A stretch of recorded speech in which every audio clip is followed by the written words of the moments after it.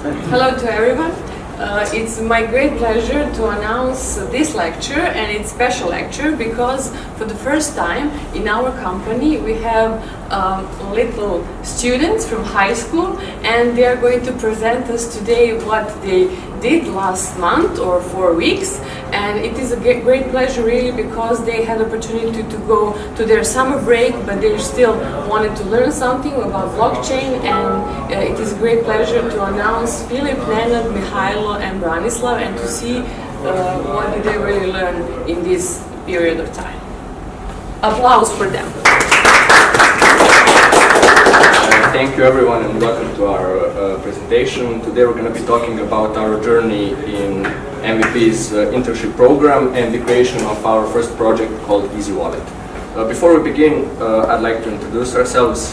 These are my colleagues, Mihailo, Branislav, Filip, and I'm Nenad. We come from the Electrotechnic High School called Rade Končar.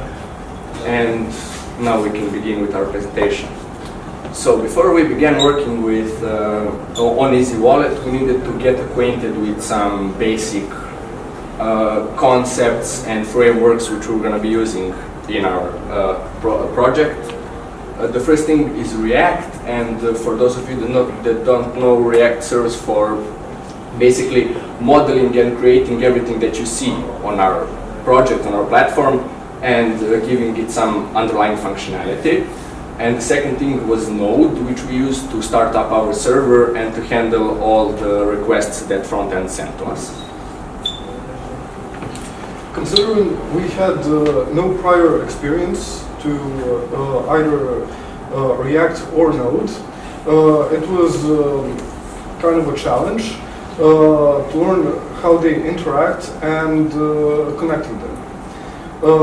Besides Node and React and JS, we needed to learn about crypto wallets and their way of transactions. Now you might ask, what is Easy Wallet? Well, Easy Wallet is basically our most simple version of a crypto wallet. Our audience is supposed to be basically those who are new to crypto and who are afraid of venturing beyond. Okay, so I'd like to make an example of our project and how it works and what functionalities it has. So, my bad.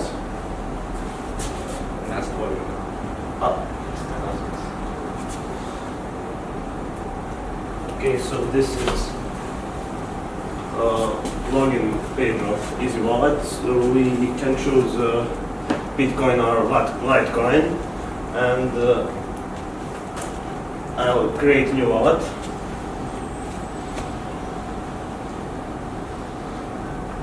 This is ID, and I use this to log into my wallet.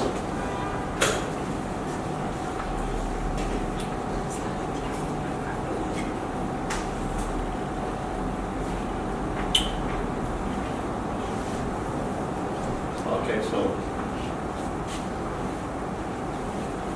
this is a home page, and I can see when I log in the current value of Litecoin and the balance of my wallet.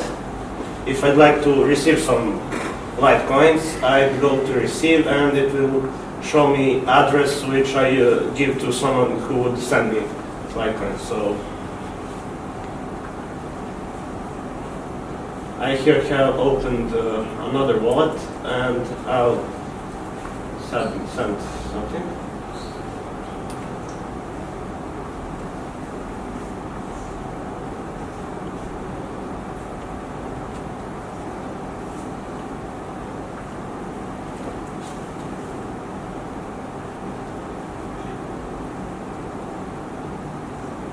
It's going to take a bit because we're using an underlying service which is kind of slow, and here in transactions it's gonna show up, and it's gonna show its status and address which it was sent to, like the amount sent to, and that's it basically.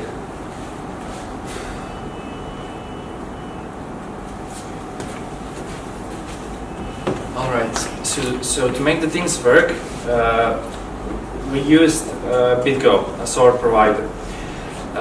One advantage of BitGo is that we didn't have to create a database, which makes our project more secure and more adaptable. So if we wanted to change our service provider, we can do that easily. When we came here, we were four individuals who didn't know how to work as a team. We learned a lot, and we didn't know how real projects were managed. We also didn't know how to make stuff with actual tools, and we didn't know what it really means to be a developer. So we got, thanks to the internship, we got a taste of what it really means to be a developer, and if we wanted to do this in the future. So, as you can see, this is our interpretation of this internship.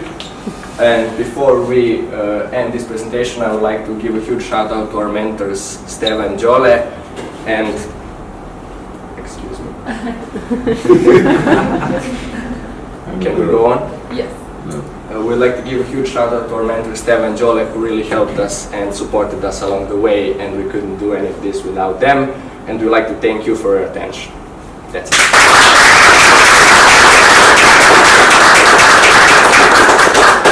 Any questions?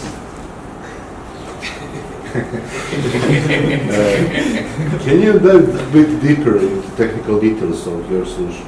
Exactly what you're interested in. What is actually going on when someone clicks on deposit or Sure. or whatever? So basically, What's the main problem there? yeah, okay, so the way this works is we've made an intermediary app between our users and BitGo, which we chose as our provider. And the way it works is they want to send, say, Bitcoin or something, and we send that request to BitGo. We have one account that manages all user wallets, and the communication is done between our server and BitGo server. The problems we faced were that BitGo limits some transactions, say Bitcoin can only send one, or you can only have one transaction that's pending because of the UTXOs, and we had some ideas on how to solve it, but in the end we decided not to do it because that would include building a database, which wasn't the point of our project. Anything else? Okay, thank you very much.